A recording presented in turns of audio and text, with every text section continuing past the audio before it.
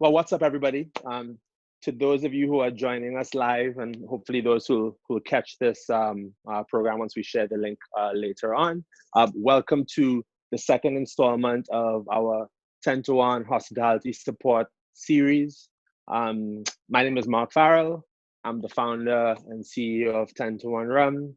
And really sort of that's a little bit secondary, I suppose, to my role today, which is to facilitate a conversation about health, wellness, mental health as it pertains to those in our industry and certainly beyond. We know these are pretty unusual times, and lots of folks are dealing with similar challenges, whether in the food and beverage space or even beyond.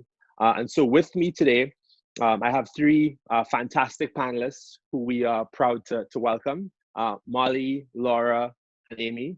I'm going to pause for a second and let each of these ladies introduce themselves, and then we'll kick off today's proceedings. So why don't we start with Molly? All right, hi everyone. I'm happy to be here.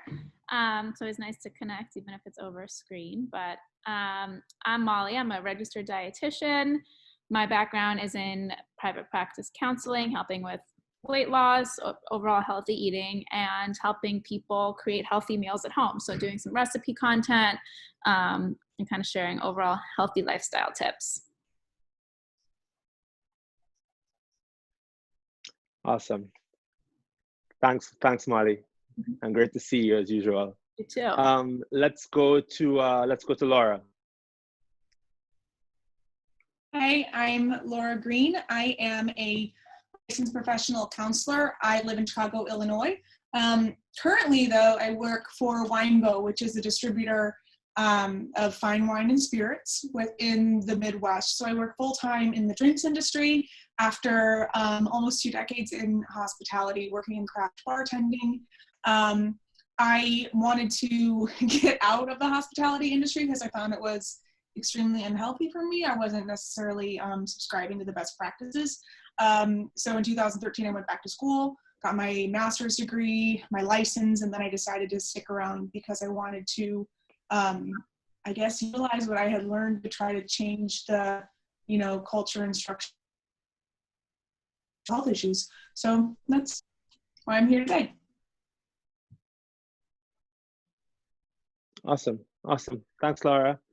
Great to see you. And by the way, I think I can actually hear you loud and clear. It was freezing a little bit, so I'm not sure. You might want to just double check the Wi-Fi connection and stuff. But right now, I can hear you just fine. Yeah, your screen was screen was a little frozen before. Yeah, so maybe just a second. But I can hear you just fine. Hopefully, everyone else can hear you fine as well. Right. Cool. I think you're okay. So let's go to Amy. Take it away. Hello, everyone. My name is Amy Ward. I am in Chicago, Illinois, by way of Baltimore, Maryland, as of 8 months ago. I'm a bartender and also a certified health coach. My entire background is actually in exercise physiology, and I spent a lot of time in that industry. But I've also been in and out of hospitality for 20 plus years and found my way back to here because I love hospitality so much, and I like it way more than the stuffy academia and hospital world personally. Specifically with the hospitality population to kind of bridge the gap between wellness and those human beings. So that is where my passions lie, and I'm super stoked to be here. This is the first time I've put on makeup or gotten dressed up in 2 months, so thank you. Special occasion. So we're super thrilled you could join us, Amy, and great to have you as well. So before we kind of kick off, just a couple of things for those who are tuning in and listening along. So we're going to sort of have not a super structured conversation, but a few different folks have submitted questions around these different topics related to health, wellness, mental health, etc. that I will use as a guide for the conversation with these three ladies today. If anyone who's listening in has specific questions that they would like to address or specific tips that they're looking for, Shivani, who is in this Zoom and is the chief of staff of 10 to 1, is on here. You can send her a message directly. She will aggregate a bunch of questions from the audience, and we'll try to address as many of those as we can on the backside of today's conversation. So hopefully that sounds good to everyone. And I think with that, we'll get started. You ladies ready? Yeah. Awesome. So I'll kind of start with acknowledging the painfully obvious at this point in time, which is the last, what has it been now, sort of 8-9 weeks have been unprecedented, remarkably unusual, certainly very, very, very trying times for many folks, right? Statewide, across the country, I mean, around the globe, in fact. And I think it certainly has presented a number of challenges for those who one way or another. Not to say that we expect that this normal will continue to stay in place, but again, dealing with the situation as it currently stands. I think a big part of that, as we've heard from a number of folks, has been this feeling of loneliness and anxiety that has really presented itself as we've all sort of been isolated or quarantined in our respective quarters. So I actually want to start, just dive right in from a little bit more of that mental health perspective. And maybe Laura, I'll start with you. If you think about sort of any broader tips that you might have for folks who are dealing with some of those issues of loneliness and anxiety, are there any kind of, I guess, sort of top points that rise to the surface for you that you'd like to share? Yeah, I think first it's important to acknowledge that when we talk about loneliness and anxiety and depression and any of those things, is that they are very woven together. That one is kind of cyclic on the other, and that loneliness sometimes can make us feel anxious and then also depressed at the same time. And sometimes anxiety makes us start to feel depressed, or we feel especially lonely when we're feeling super anxious. So these things are all very heavily woven in on one another. It's also important to acknowledge that there is a difference between loneliness and isolation. And though we're isolated in our homes or in whatever space we are in right now, that doesn't necessarily point to loneliness. Loneliness usually comes from not feeling a certain connection, or not feeling emotionally fulfilled, or attached to another, typically human being. So in terms of addressing the loneliness issue, it's that I would say call your friends, reach out to your friends. If you live in an apartment building and they stand on the sidewalk and you talk to each other like Rapunzel and the prince, whatever, that's a way you can connect with each other. I had a friend just the other day, he rode his bike up to my place and dropped off some grits and collard greens. And even though we only saw each other for 5 minutes, and I live alone in my place, it was a connection that I needed to feel connected to the rest of my community. And that sort of staved off a little bit of those feelings of loneliness. In terms of feeling anxiety, frankly, that's normal right now. We are in a situation that is absolutely absurd and not something that we could have possibly prepared for within, what our resilience looks like. Like, in November of 2019, I wasn't like, I wonder what it's going to be like to be stuck.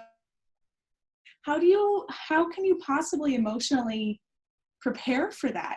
So having feelings of anxiety right now, totally normal, 100,000% normal. When those feelings start to get overwhelming and you're not able to function in a way that is healthy and you kind of stop thriving, that's when there needs to be, that's when it starts to get to the point that I would be concerned and something needs to change or happen. So in terms of sort of calming those feelings of anxiety, that's when your coping mechanisms start coming in. And coping mechanisms look very, very different for everybody. Everybody has a very different set of coping mechanisms that helps them to thrive. And what might work for one person doesn't necessarily work for another person. So in a time like this, relying on yourself in a lot of ways is really going to do it. And take some time to be like, how can I calm myself down right now? Is it breathing? Is it taking a few walks around your apartment? Is it, if you have an animal, is it just kind of connecting with your pet and like, what's up today, pet? You know, it's really a personal thing to figure out what exactly calms your anxiety. But from a physiological standpoint, actually taking deep breaths into your belly will counter those feelings of anxiety. You can actually put yourself into an anxious mood by breathing into your chest and quickly. So the opposite is true for taking yourself out of that as well. So that's a really practical thing, to just to intercept that like feeling with a big deep breath and then exhale. You know, that's a lot that we see a lot of that in yoga, but it's also just like science. So that's a good place to start. Yeah, a lot of crossover between the two. And, you know, one thing that I heard you say there, Laura, that really stands out is, you know, I think accepting and understanding that some level of anxiety is going to be normal at this juncture, at this point in time, right? Mm-hmm. And I think, you know, I think we've all learned to sort of deal with words that have positive and negative connotations, a certain level of stigma attached to them. I think this idea of anxiety is certainly one of them. As I'm listening to you speak here, you know, just again, really accepting that, listen, these aren't normal times. They're tough for everyone, right? Anxiety is a fairly, again, sort of normal thing to be experiencing at this point in time, right? Yeah, it's crazy. Let's call it what it is. It's crazy. But then sort of going on your individual journey to figure out some of the ways that you can triage that anxiety that is woven into the fabric of loneliness and some of these other elements as well. So that totally makes sense. I wanna bring let's bring Amy into this conversation for a second. So, you know, I'm imagining, you know, the friend walking by, dropping off the collard greens, saying hello for 5 minutes. We're all retreating back into our apartment. Obviously, one thing you've seen a lot of folks talking about and investing in over the last couple of months is really sort of physical activity in one form or another. So Amy, kind of given your background, you know, a lot of us, especially if you're in a big bustling city like in New York or Chicago, we're all operating in fairly confined spaces. What tips do you have for what that activity might look like at home? That new workout routine that folks are trying to establish. Yeah. So if you're not, you know, picking up a brand new exercise routine at this point in time, that's okay. I don't need everybody to be like a marathon runner at the end of what we're doing right now with the quarantine. But the general premise is that we are recommended to have 150 minutes of moderate intensity exercise each week, or 75 minutes of vigorous activity. And you can combine those however you want. That breaks down about 21 minutes per day, or 30 minutes 5 times a week. And it's pretty easy to accomplish this without having to do anything that kind of takes you out of your comfort zone. So if you are fortunate enough to still be working and you are working from home and you're doing that 8 to 9 hours a day, and even if you're not, if you're home, what we want to do is kind of think about setting an alarm for ourselves to get up every 60 minutes to 2 hours and walk around for 5 to 10 minutes. That can be the base level of where you start just to get the blood flowing and get things working out for exercise wise. If you're trying to get into a new exercise routine, there are so many free resources out here. It's almost overwhelming to sign on to Instagram and see like every single magazine you've ever followed or every other group that's doing a live workout every hour of the day. Like I see it, and maybe that's probably because of who I follow on my social media things, but there's a ton of free resources that are out there. But if you don't feel comfortable or you haven't found what kind of activity or movement really gets you going, you can start by just walking around your apartment. Or Chicago has all of its parks closed down, but you can still walk out. We're still allowed to walk outside and walk around the block, so you can do that for 5 to 10 minutes a day. But the biggest thing is just to make sure to find a way to get our bodies moving.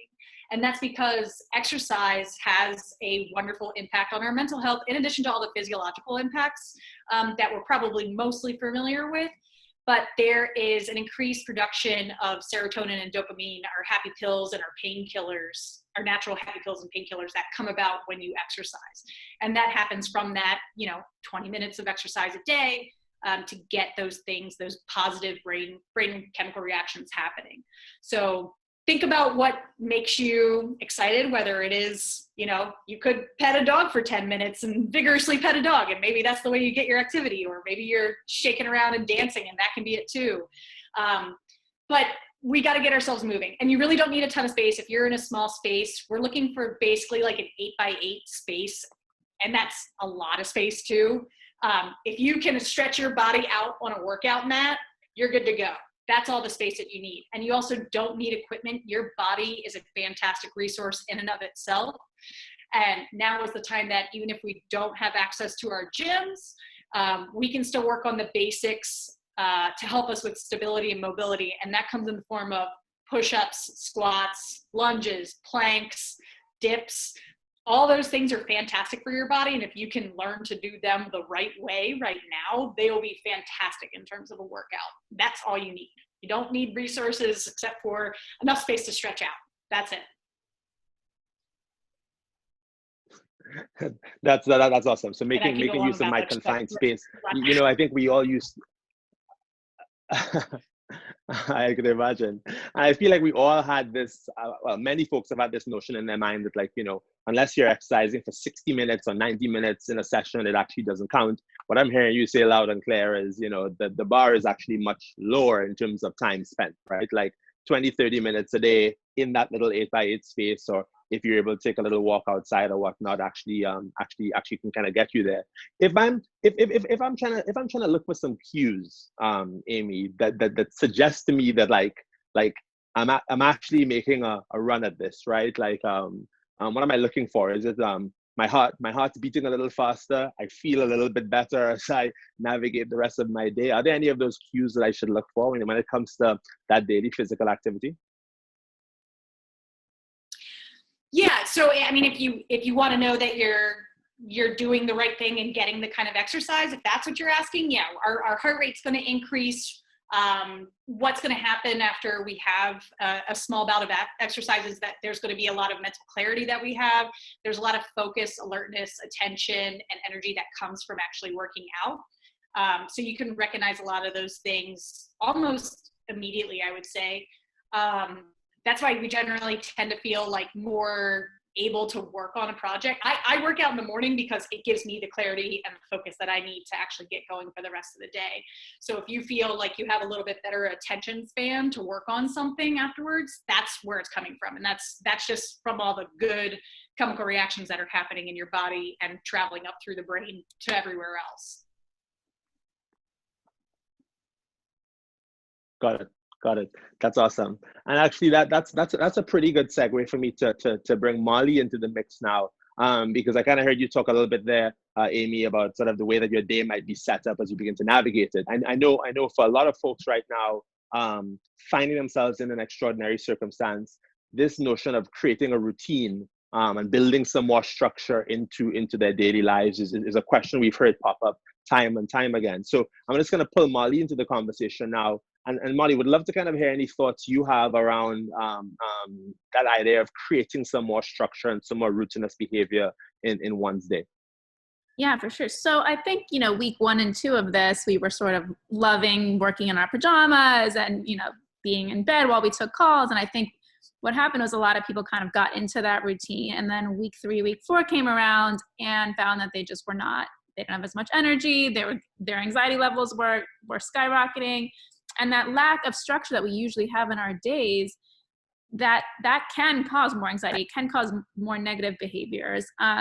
Even the lack of like meal times, and then you segue into this grazing behaviors of kind of eating all day but not real meals, and then not feeling satisfied, losing touch with like when we're hungry, when we're full. Those are all consequences of sort of losing the structure of our day. And especially for people in hospitality or just living in a city in general, like I'm used to walking all around the city all day.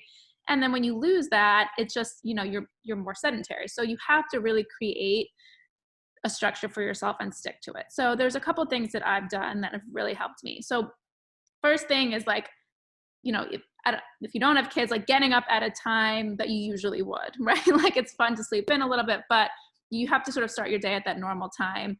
I agree that exercise in the morning helps me with my energy. But if you're someone that is sort of not a morning person, and then you find yourself maybe snacking more, or these negative behaviors coming in later in the day, maybe that's the perfect time to get your exercise in. But sort of putting it at that same time every day can help a lot. So waking up, starting your day on a positive note can just help you continue that wanting to treat your body right. So for me, it's getting up, it's 5 to 10 minutes of meditation if you can. And right now, like, we have a little bit more time and flexibility than we usually do. So it's a great time. So if you don't already have this meditation practice, and which I didn't, or even like a journaling practice, these are times like you have a little bit more cushion to add those things in. So waking up, having that 5 to 10 minutes for yourself, whether it's meditation, whether it's a breathing exercise, whether it's writing down things you're grateful for, starting your day off like that really helps continue that motivation to stay healthy the rest of the day.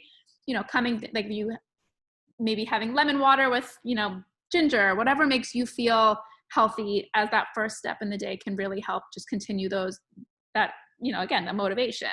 And then, as I said, not setting up, like we were talking about in our meeting, not setting up your home office in the kitchen if you are somebody who uses snacking or food as a way of procrastination, or when you're anxious, when you're bored. Like, these are all things we're all feeling. And I know food is something that people turn to for comfort, but we have to sort of set ourselves up for success by either just kind of really sticking to 3 meals a day and cutting out snacking if you're someone that needs that boundary, or just kind of removing yourself from temptation and setting yourself up somewhere else, right? Where you're not going to be like, maybe I could use a break, and find your way and, looking for another snack. So that's something I've heard a lot of people struggling with right now. And it's just up to you to really stick to it, and maybe have an accountability buddy or a partner where you sort of help each other out. And also, for a lot of people aren't even aware of their challenges, right? So something I would say first step is just start journaling while you're eating. Start writing down when you find yourself going off track or feeling most challenged, or what even those behaviors are. So whether you're finding yourself overeating, undereating, or just like whatever negative habits you've sort of started doing while we're at home in quarantine, write it down just so you become aware. And then once you know what they are, you can start putting in those more positive behaviors. So maybe if you're someone at 4 o'clock, you're just like, can't focus. That's when you sort of lose your energy. You start, I don't know, eating something you don't want to eat. That's maybe when that's perfect time for your exercise, or that's when you call a friend, or that's when you go for your walk. So you just have to first acknowledge what you're doing and where your downfalls are, and then start putting in those more positive behaviors. That's awesome. And and I heard a couple of things in there. One of them is it's important how you start. Yeah. Right. So the way you kick off your mornings, right? Whether it's with meditation or little exercise, or just focusing on what's in front of you, or maybe a healthy breakfast, I think in a lot of ways can set the tone for the rest of the day. So I'm taking note of that for myself as well, without a doubt. And the other thing that I heard that's interesting is, maybe spending a little bit of time almost auditing how you spend your day. And actually that's something I've been doing a ton while I've been in quarantine, so to speak, is kind of sitting down, and every evening I kind of go back and look at the calendar to understand, like when I woke up, did I listen to some podcasts to start the day? How many times did I exercise? Just how am I spending my time productively with the rest of my team when it comes to all things 10 to 1? Am I having dinner at the same time? So I think if I hear you right, that sort of auditing mechanism and trying to sort of extract the bad habits and introduce some new ones has a pretty positive impact, right? Absolutely. And I think just as far as, because we are talking about anxiety, which we're all feeling, I think the other part of it, while this is a great time to implement new healthy habits, it's also a strange time, and it's not easy for anyone right now. People are dealing with a lot bigger things than whether it's job loss or insecurity with food or money. Like, these are things that are causing real anxiety. So it's maybe not the perfect time for everybody to try to get in the best shape of their lives or lose that 5-10, you know what I mean? So I think just kind of being gentle with ourselves and just doing the best we can is something we just kind of a motto you need to start your day with as well, and not putting so much pressure on ourselves right now. Got it. So I'm actually going to stick with you, Molly, for a little while longer, and I'm going to come back to Laura and Amy. I'll be back to you guys in a second, I promise. But you mentioned a little bit about snacking. So I want to talk about healthy eating. That's another question that we've had come up time and time again. I know I'm certainly a culprit when it comes to kind of sneaking into the kitchen now and just seeing what the easiest and maybe most delicious thing available is. So I know there's lots of calls to arms for us to all do our best and all eat healthy. I think a lot of us want to be cognizant of how to do that, but on a budget. So any perspective you can lend there in terms of maybe how to approach that or how to think about it? Yeah, so this time, like, I'm somebody that doesn't usually plan so far in ahead, and I'm not such a meal planner, even though I do it for a lot of my clients. But during this time, just being a smart consumer, but on a budget especially, you really have to plan ahead. So, and that means planning what you're going to make and sort of when you're going to eat it as well, just to help yourself with your just patterns, behaviors. But I've never really had to do this before, but I am someone that likes to go to the grocery store and just sort of see what I feel like buying and figure it out after. But that's not what I'm doing anymore. Now you have to really meal plan. If you're cooking every meal, especially if you're not just cooking for yourself, but for your family, you have to sort of sit down, figure out, okay, what nights am I cooking? What nights am I bringing in? Writing down those meals, everything you need to get, and then being smart about it. So a lot of people don't realize, like, frozen organic produce is just as nutrient dense as fresh. So figuring out where you can get those berries, greens in the frozen aisle, that's a first place to start to save money and also not have to worry about using it all right away, right? So that way you can make it last. So hitting the frozen aisle is number one. A lot of plant-based proteins. Right now I don't know if you guys read all these articles about what's going on in meat processing plants, but I think it's always kind of safer and cheaper to get those plant-based proteins. So getting the organic canned beans, chickpeas, legumes, these are all amazing sources of fiber and protein. Shelf stable oats, making it, and they don't have to be so complicated. So even like a bowl of oatmeal in the morning, if maybe you add some chia seeds, some flax seeds, some nut butter, that's a really like nutrient dense filling meal, cheap, and all the ingredients that you just put in are shelf stable and can last you a long time. And then add in some frozen berries, you know what I mean? So all of that stuff where you're just being smart about not just buying produce that might go bad or you don't have a use for. So I think bottom line is just planning ahead, kind of making a meal plan for yourself. And then, frozen aisle, canned goods, kind of like being smart about that stuff. Awesome. That's super helpful, Monty. That's super helpful. So I'm gonna pivot back a little bit to I'll call it mental health broadly here for a second, but this idea of creating a routine that we just spoke about a second ago, and really where there are opportunities for that to maybe unlock new coping mechanisms and other things for us as we kind of deal with this new normal. Laura and Amy, I'll also invite you to weigh in on this as well. Do you have any thoughts on that specific arena, I suppose, like where that routine can begin to play into some of these areas of mental health also?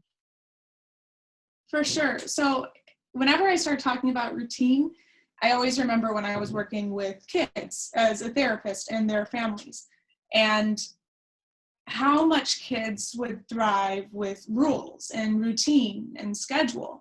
As much as these kids didn't want rules and routine and schedule, they were bucking up against that to try and really express their freedom and explore their boundaries and everything. They always were at their best emotionally and with their family when they had structure.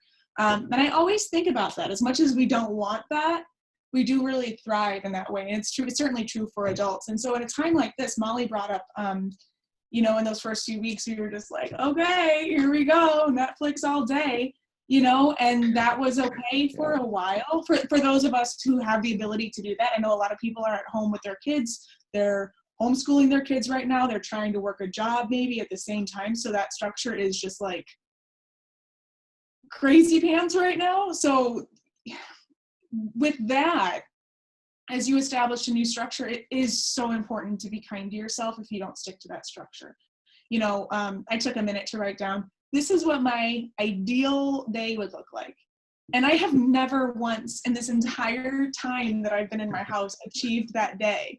And it was an interesting exercise because, one, it forced me to fail and sort of confront that failure to be like, okay, that didn't happen. What was the result? It wasn't that big of a deal. It's okay. So acknowledging that if you're taking this time to set new goals, whatever those goals might be for you, and they don't quite work out, like that's totally okay.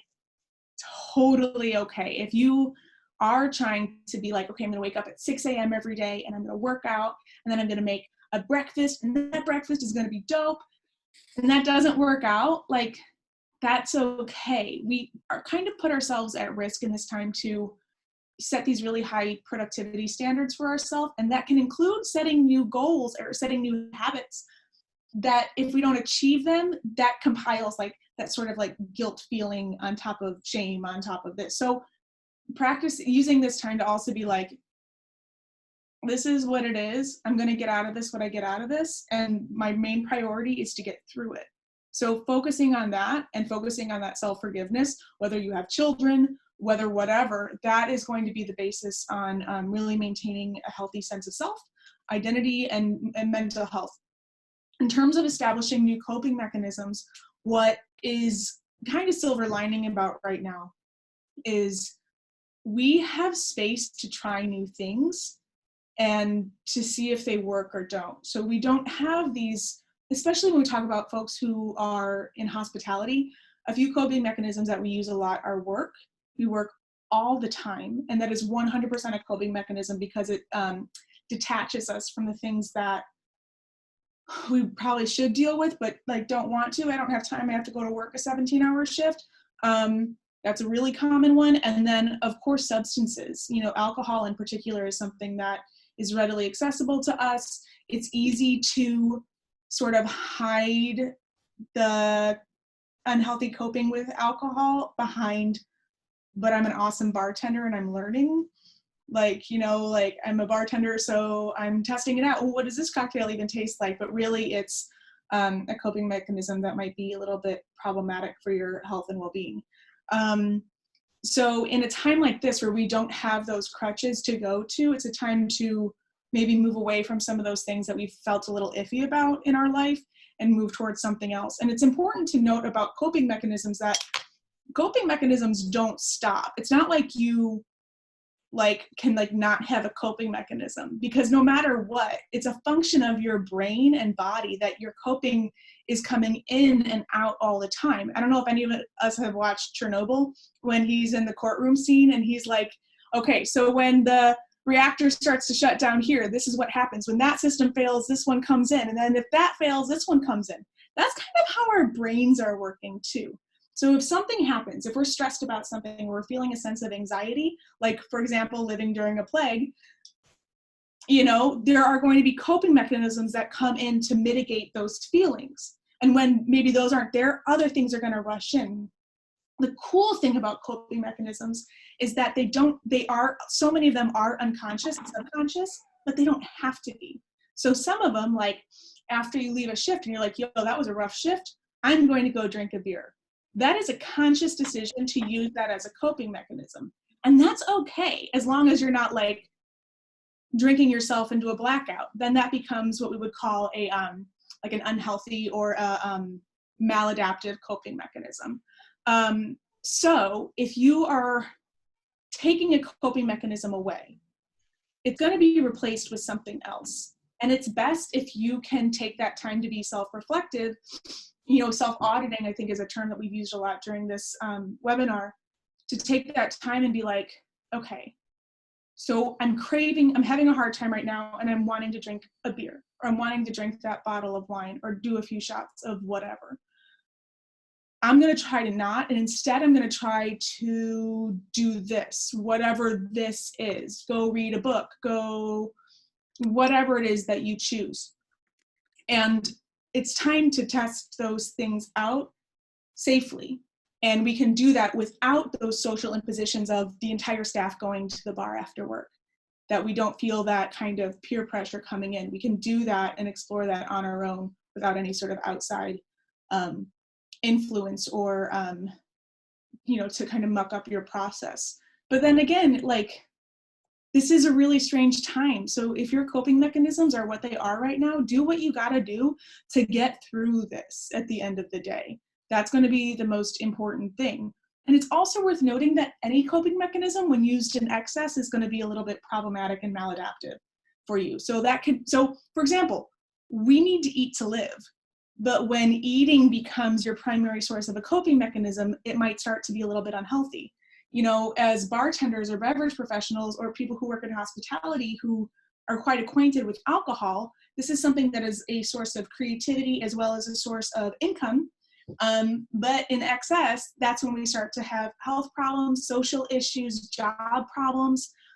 Exercise can be incredibly maladaptive for people. Once it becomes compulsive, it becomes a problem. So it's a nice time if you have the time, and like no pressure, not to add another thing to your to-do list for today, but if you have the time to really take stock of what it is that when you do it, you feel your best, that might be a really good coping mechanism to start to explore. That's all I got there. Got That it. was a lot. Got it. No, but that was awesome and really, really well said. I think it lends some amazing perspective for folks. I'm actually gonna take a couple things you said there. So you talked a little bit about you know, seizing the opportunity, sort of like this unique time and space that we found ourselves in, and some of these new coping mechanisms and opportunities that one might explore.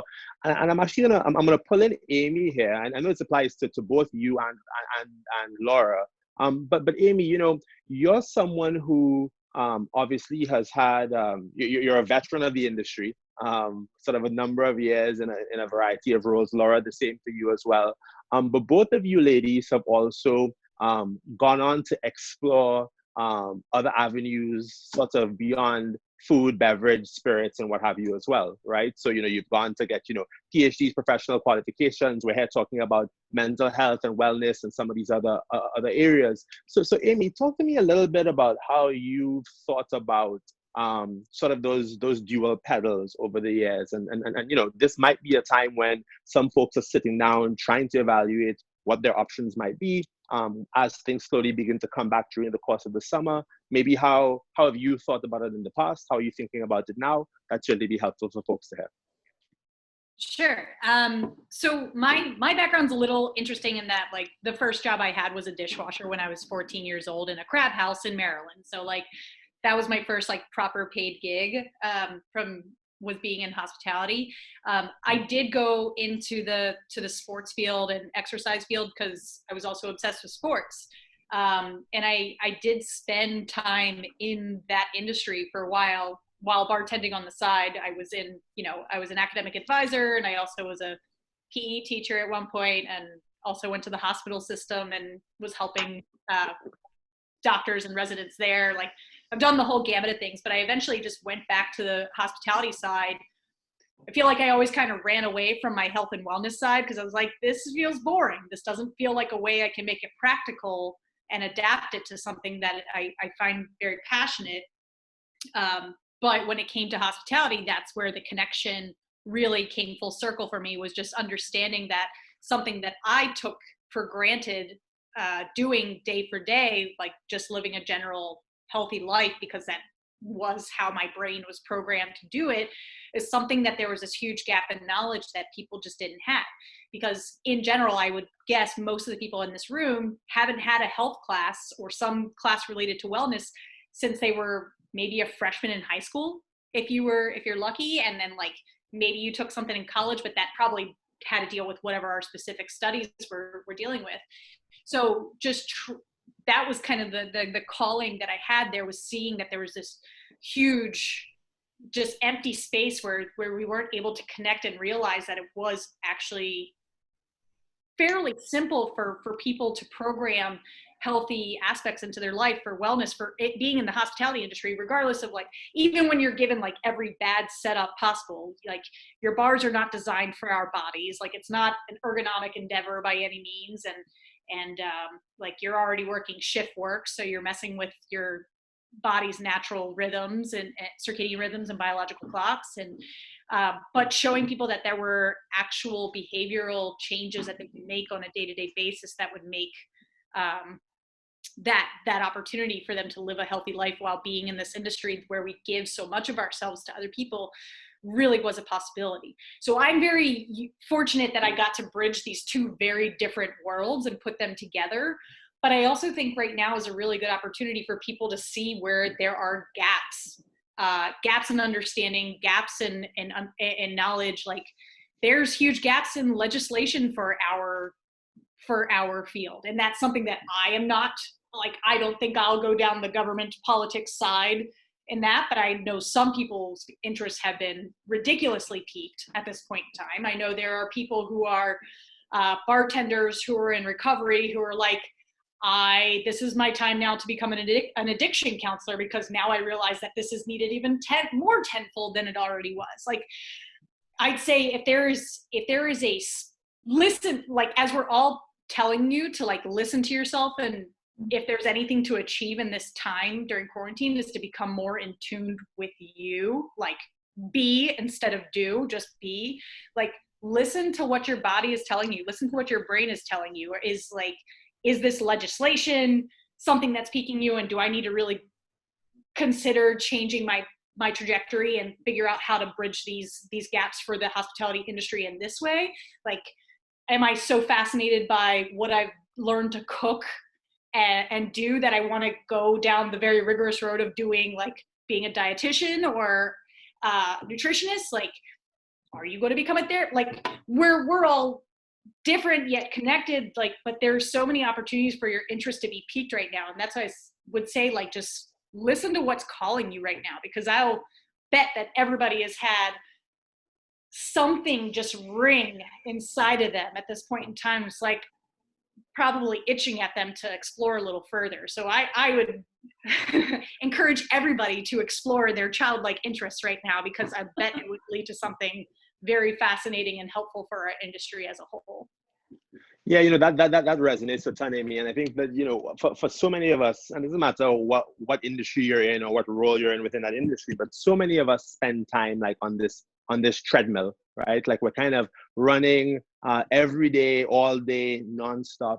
And I think it gets particularly hard to really take stock of, sort of with all that running, where have I landed, right? And maybe, in a time like this when the wheel has been stopped, so to speak, I mean, well, actually quite literally, taking stock to reflect on, whoa, like what are all the things that I have learned, all the skills that I have acquired over the last, 2, 3, 5, 10 years, right? You're not the same person today that you were maybe the last time you had a moment to take a breath. I think that's certainly true. How have some of my passions evolved over time, right? So again, if you had asked me, 10 years ago, did I imagine that I'd be founding a rum company in New York City? I would have said, well, man, I love rum, but probably not, right? I mean, you sort of uncover different passions as you go along, without a doubt. And I think like with the wheel having stopped here, I think it's a really, really unique opportunity for folks to do both of those, combined with the fact that the world now is going to look a little bit different, right? So I read a really interesting piece the other day, which was talking about the fact that, for better or worse, in some ways we've kind of just been catapulted into the year 2025, right? Like this pandemic has forced so many quick and adverse changes that we just need to find a way to react to. And so maybe this presents, like I think you were sort of alluding to, opportunities that weren't there in the past, right? Like intersections of different skills and different passions that you may not have thought would have presented an opportunity for a vocation or a career 2, 3, 5 years ago that maybe are there now. So just with the little that I know, I think just kind of echoing what you said wholeheartedly, because I think there are potentially some amazing opportunities there as the world slowly begins to reemerge, during the course of the summer and beyond. So it's cool.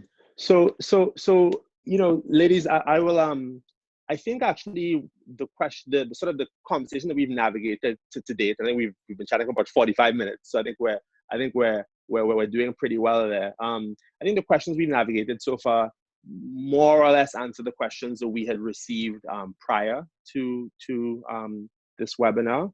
I'll just remind anybody who's tuning in right now, if you do want to ask some questions, feel free to drop them in the chat function in Zoom. Send them to Shivani so she can quickly collate them and she'll pass them along to me. But in the meantime, just as we wait maybe 30, 60 seconds for those, are there any points that any of the three of you, Amy, I know we were just chatting, but Molly and Laura, anything that you think maybe has kind of been forgotten or maybe hasn't been quite been covered in the way that you would have imagined that you'd love to share with the group? I would say, in kind of piggybacking off of what Amy was just talking about in terms of sort of pivoting. And I'll also say I've never really watched Friends, but this whole time in quarantine, all I can think of is pivot, but I've never really watched Friends, and I'm almost annoyed that it's made its way into my brain like, without really against my will. But now is a time that we are going to see our entire industry, and not just hospitality industry, but like industries across the board, making massive changes and pivoting. And if you have an idea, like,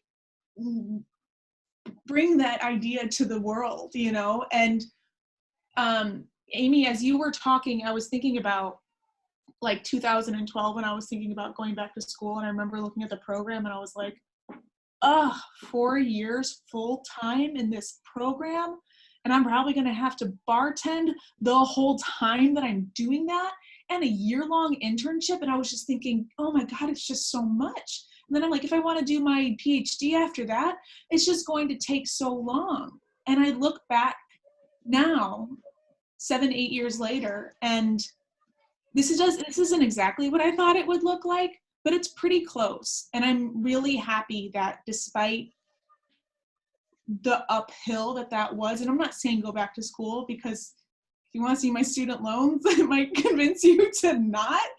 But if you have an idea that you know is going to be a lot of work, or maybe a lot of like of your person going into, and that seems daunting, just make a map. Like, even write just like a business plan on the back of a receipt, or like, this is what I think it might look like, and start figuring that out, because the world is about to look really different, and that might change how we feel about the roles that we are doing within our career.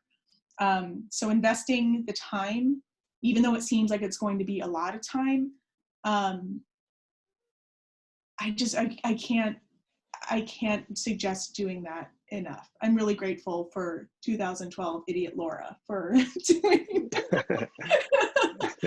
doing that, you know. And there's no idea that's wrong right now, because we need as many creative, thoughtful people doing great work right now as possible. Yeah, give yourself the time and the space to, as you said, to reflect and to explore. And really acknowledging that we all owe that to ourselves, if no one else, and if nothing else. So I think that's a fantastic place for us to wrap. Have enjoyed the conversation with all three of you ladies tremendously. So again, sort of like a very warm and heartfelt thank you to Laura, Amy, and Molly. Thank you so much for taking the time to chat with us today. For all of you who were able to join us live, of course, really great to have you all participate. You can certainly feel free to reach out with any questions that arise after the session. And I'll also remind those who've tuned in that we did do a part 1 of this hospitality support series a couple of weeks back. You can find it by going to 10to1rum.com/resources. The first installment of this series was focused more on how to manage your money and your finances during this period of time. So we're trying to sort of pull together these specific modules, if you will, to help out the community as best we can. So I'm going to leave it there. Ladies, thanks so much again. We have some thank you packages coming your way. A little bit of delicious rum that you can enjoy during these times, for sure. And we look forward to toasting you all and sharing a drink in person soon enough. So thanks again, and we'll see you all soon. Thank you. Thank you. All right, take care.